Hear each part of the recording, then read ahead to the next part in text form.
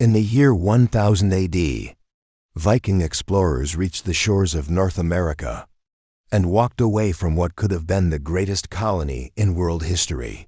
But what if they stayed? What if the Norse never abandoned Vinland and instead built a thriving civilization centuries before Columbus?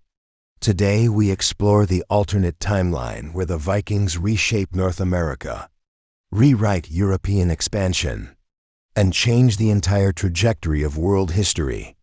To understand how dramatically history could have changed, we need to start with the real world of the year 1000 AD. At this time, the Viking world was in transition. The days of massive raids were fading, and Norse societies were shifting toward trade, exploration, and settlement. Iceland was already well established. Greenland had recently been colonized, and the Norse had an unmatched ability to survive in harsh environments. When Leif Erikson sailed west, he wasn't just exploring. He was continuing a long tradition of pushing into unknown lands to secure new resources.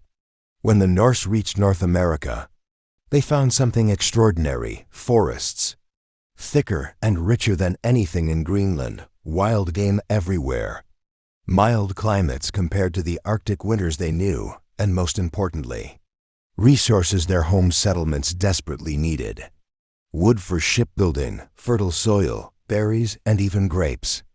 In the real timeline, the Norse stayed only a few seasons before abandoning their settlements because they lacked the population, supplies, and political support to maintain Vinland. But in this alternate timeline, everything changes. Word spreads quickly through Greenland and Iceland that the new lands are not just survivable, they are prosperous. Instead of a few dozen explorers, several ships carrying families, livestock, and tools arrive in Vinland. The Norse treat Vinland not as an outpost, but as a new homeland. With their traditional longhouses, iron tools, and knowledge of farming, they establish a settlement far more stable and better equipped than anything in the real world. One of the most transformative aspects of this alternate timeline is the early technological exchange between the Norse and Indigenous peoples. Each group brings strengths the other does not possess, and together they create a fusion society with advantages far beyond anything that existed in the real 11th or 12th centuries. For the Norse, ironworking is one of their most valuable contributions. They have the knowledge to smelt bog iron, forge tools, and repair metal weapons. Indigenous peoples, who did not have access to large-scale metal production, immediately recognized the usefulness of iron: axes, knives, arrowheads, nails, and saws revolutionize agriculture, woodworking, and hunting. These goods become highly sought after, allowing the Norse to build trade, relationships that stretch hundreds of miles inland. On the other side, Indigenous communities teach the Norse farming techniques perfectly adapted to North American climates. Corn, beans, and squash, known as the Three Sisters, dramatically increase food production.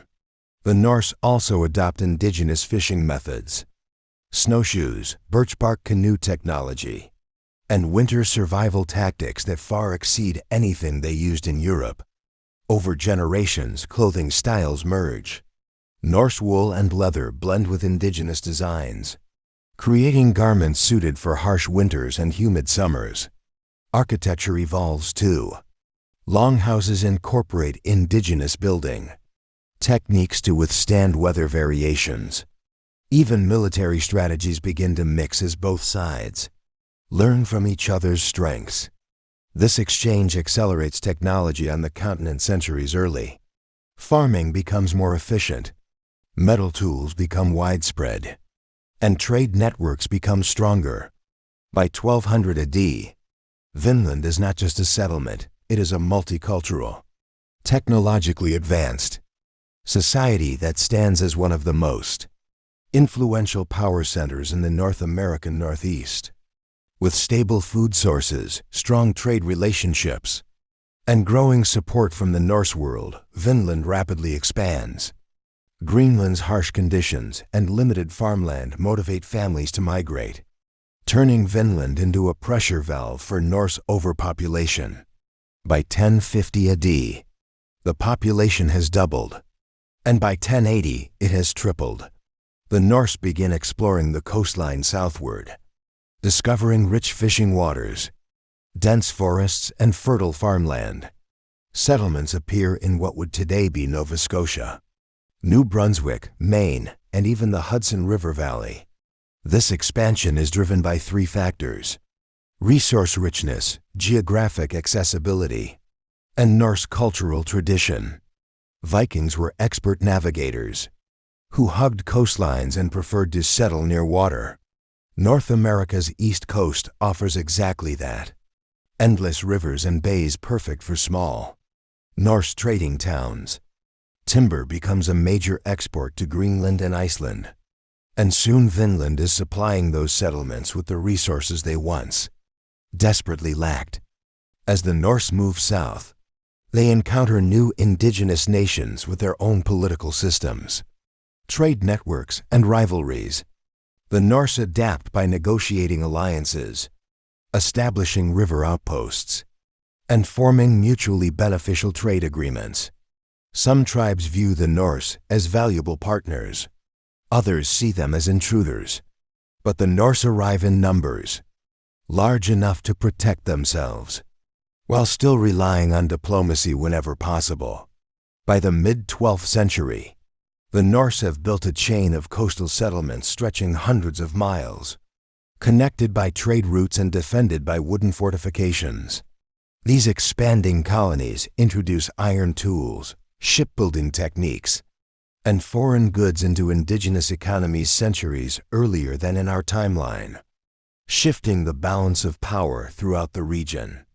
As Vinland grows, the Norse realize that survival in this new world requires cooperation and political organization.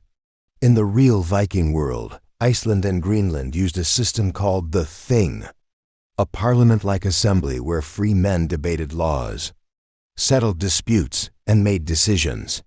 In this alternate timeline, the Norse bring the Thing to North America, establishing the first European-style democratic system in the Western Hemisphere. Centuries before England's Magna Carta, every year, settlers gather at a central meeting place in Vinland. Clans send representatives, chieftains, ship captains, traders, and respected elders who debate issues such as land distribution, trade agreements with indigenous groups, defense requirements, and disputes between settlements. Unlike Europe, where kings increasingly dominated politics, the Norse maintain their tradition of shared governance. This makes the Vinland colony more adaptable and more unified than many European states of the same period. Indigenous leaders are eventually invited to observe or participate in these assemblies. They see the Thing not as a foreign government, but as a council similar to their own traditions of communal decision-making. This mutual understanding helps maintain peace across growing trade networks, reduces misunderstandings, and allows diplomatic alliances to flourish. The political structure becomes uniquely hybrid, influenced by Viking law but shaped by Native American diplomacy. Over time, local leaders gain more authority, and Vinland develops its own identity separate from Iceland or Norway. Young Norse-born children raised in North America grow up speaking both Norse and local indigenous languages. They view Vinland not as a frontier, but as their homeland. By 1200 AD, the Thing of Vinland is a powerful institution capable of managing a diverse, rapidly growing colony and strong enough to defend its interests against rival European powers that will eventually arrive. One of the most important differences in this alternate timeline is how the Norse interact with the indigenous peoples of North America. In reality, the Norse described encounters with the Skrælings, a term they used for native groups, as tense and often violent. The small size of the Norse settlement made every conflict a life or death issue, eventually contributing to their withdrawal. But with a larger, better prepared colony, the dynamic shifts dramatically. Instead of a tiny foreign presence, indigenous groups encounter a structured community with families, farming areas, skilled craftsmen, and permanent wooden structures. These settlers are less desperate, more organized, and more willing to establish diplomatic relationships. The Norse understand that cooperation is essential for long-term survival. In this timeline, early Norse leaders approach trade rather than conflict. They offer iron tools, knives, axes, and nails, items that indigenous communities have never seen before and immediately recognize as extremely valuable. In exchange, indigenous groups teach the Norse essential knowledge about local plants, hunting techniques, fishing spots, and seasonal patterns. This cooperative relationship reduces tensions and builds mutual trust. Over the years, bilingual individuals emerge, trade routes form, and the Norse begin adopting aspects of Native American life, from clothing styles adapted to the climate to food preservation techniques. This blending of cultures doesn't eliminate conflict. Misunderstandings and territorial disputes still happen, but the Norse are too numerous and too well supplied to abandon Vinland. Instead, they settle disputes through trade, negotiation, and diplomacy, developing a long-term coexistence that benefits both societies. This turning point establishes a foundation for a hybrid Norse indigenous culture unlike anything in European or Native American history. Christianity was spreading steadily across Scandinavia during the real 11th century, and that process continues in Vinland. Missionaries begin arriving in the Norse colonies by the early 1100s, unlike Europe, where conversion often happened through royal decree. Vinland's religious evolution is slower and more organic. Many Norse settlers still practice their traditional beliefs, honoring Odin, Thor, and Freya, carving runes, performing seasonal rituals, and maintaining ancient customs brought from Iceland and Greenland. Missionaries build simple wooden churches and begin teaching, reading and writing using Latin texts. Some Norse leaders convert early, believing that aligning with the church will help maintain ties to Europe and gain political legitimacy. But others fear that full conversion will weaken the cultural identity of Vinland. The result is a society where paganism and Christianity coexist openly, a phenomenon almost unheard of in Europe at the time. Indigenous peoples observe both belief systems. Some incorporate Christian symbols into their own spiritual traditions, while others reject European religion entirely. Over generations, a syncretic spiritual environment forms. Norse crosses appear alongside rune stones. Christian festivals blend with indigenous ceremonies. Belief in spirits from both cultures shapes the worldview of the population. Children grow up learning Norse myths, indigenous stories, and Christian teachings simultaneously. Religious conflict is surprisingly minimal, because Vinland never becomes dominated by a single centralized power. This pluralistic environment strengthens the colony, encourages mutual respect, and prevents the religious wars that shaped Europe. By 1300 AD, Vinland's spiritual identity is unique, part Norse, part Christian, part indigenous, and completely unlike anything else in the world. As the Norse settlement becomes firmly established, their influence spreads deep into the North American interior. Trade routes extend along the St. Lawrence River, the Great Lakes, and major river systems leading south. Skilled Norse navigators adapt their ships for river travel, blending Norse construction with indigenous canoe techniques. These hybrid vessels allow them to travel faster and carry more goods than either culture's boats alone. Iron tools become highly prized throughout the continent, Tribes that previously relied on stone tools now acquire metal knives, axes, and arrowheads, giving them significant advantages in hunting, agriculture, and warfare. This shifts regional power dynamics. Certain indigenous nations form strong alliances with the Norse, gaining access to iron and forging powerful confederacies. Others resist Norse influence, creating tensions and occasional conflicts that reshape the continent. The Norse also introduced new farming methods, such as plowing fields with domesticated animals, a technique indigenous communities had not previously used. Combined with native crop knowledge, agriculture becomes more efficient, and food surpluses lead to population growth. Meanwhile, the Norse learned from indigenous medical practices, herbal treatments, and ecological understanding, giving them better health outcomes than their European counterparts. Norse explorers map river systems that Europeans will not discover in our timeline for hundreds of years. These maps, when brought back to Europe, spark rumors, legends, and political interest. Europe begins to understand that North America is not a barren wilderness but a continent filled with powerful nations and a well-established Norse presence. By the 1300s, the Vinland colony and its indigenous allies form one of the most influential trade networks in the pre-Columbian world, controlling vast territories and possessing technology that Europe does not expect to find across the Atlantic. In the real timeline, the age of exploration began in the late 1400s, driven by European kingdoms seeking new trade routes and colonial wealth. But in this alternate timeline, the existence of a powerful Vinland colony alters everything.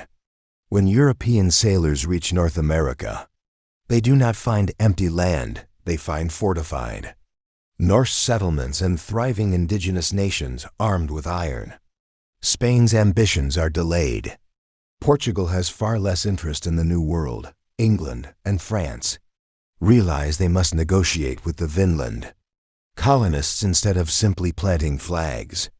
The Norse act as intermediaries, controlling access to major trade routes and limiting European ability to establish new colonies. This changes European economics as well.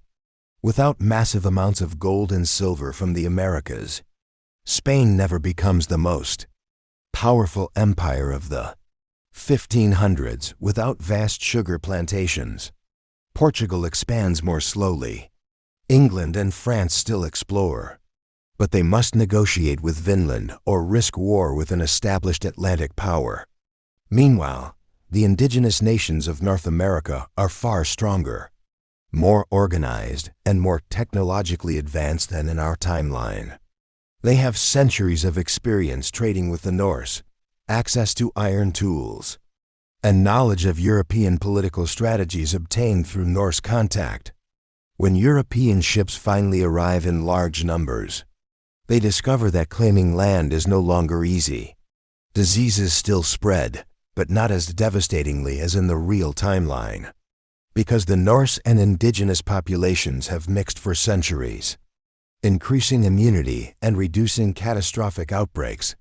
Instead of the Americas being conquered in 150 years, colonization becomes a long, difficult, uncertain process where indigenous nations and Norse-descended states fight, negotiate, and build alliances to shape their own futures. By the year 1500, the world looks dramatically different from the one we know. The northeast of North America is controlled by a powerful multicultural society, born from Norse settlers and indigenous nations. This Vinland Confederation dominates trade networks, commands influence across thousands of miles, and possesses advanced knowledge that Europe does not expect to find in the West. The Norse language still exists, but is blended with indigenous languages. Norse mythology survives in modified form, intertwined with Christian and native beliefs. The Thing, the democratic assembly, evolves into a complex political institution representing both cultures. Their cities incorporate longhouse designs, indigenous engineering, and Norse fortifications, creating architecture unique to the continent. European powers approach North America with caution, negotiation, and strategic alliances instead of outright conquest. They recognize that the Norse-Indigenous alliance is too strong to overcome militarily. As a result, colonization is slower, less devastating, and far more contested. Indigenous nations retain far greater control over their lands and destinies. Global trade changes too. Vinland serves as a bridge between continents, connecting European markets with North American goods centuries early. Timber, furs, crops, and iron goods flow across the Atlantic long before Columbus. European political rivalries now include competition over access to Vinland's trade routes. In this alternate timeline, the Americas are never dominated by a single European empire. Instead, they become a patchwork of Norse-descended states, strong indigenous confederacies, and later arriving European colonies. The world becomes more multipolar, more balanced, and far more complex. The legacy of the Vikings, which in our timeline faded with the medieval era, becomes one of the most influential cultural forces on Earth, shaping the development of North America and altering global history forever.